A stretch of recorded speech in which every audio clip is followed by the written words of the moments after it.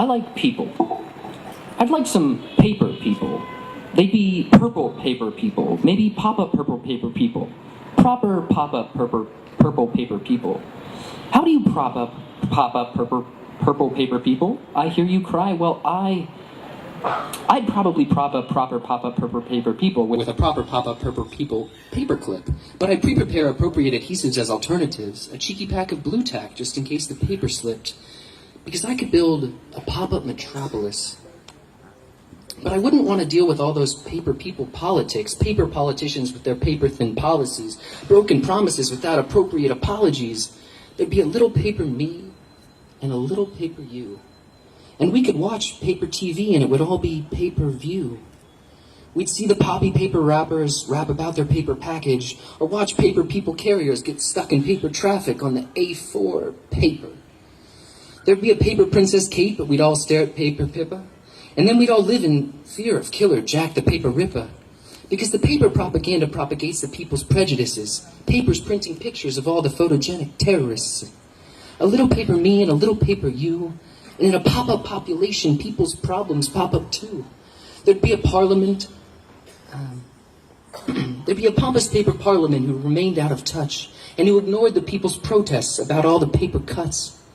Then the peaceful paper protesters would get blown to paper pieces by the confetti cannons, manned by preemptive police. And yes, there'd still be paper money, so there'd still be paper greed. And the paper piggy bankers pocketing more than they need, purchasing the potpourri to pepper their paper properties. Others live in poverty and ain't acknowledged properly. A proper poor economy where so many are proper poor. But while their needs are ignored, the money goes to big wars. Origami armies unfold plans for paper planes, and we remained imprisoned in our own paper chains. But the greater shame is that it always seems to stay the same. What changes is who's in power choosing how to lay the blame. They're naming names, forgetting these are names of people. Because in the end, it all comes down to people. I like people. Because even when the situation's dire, it is only ever people who are able to inspire. And on paper, it's hard to see how we all cope. But in the bottom of Pandora's box, there's still hope. And I still hope, because I believe in people.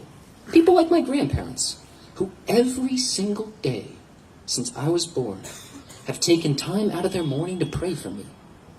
That's 7,892 days straight of someone checking I'm okay, and that's amazing.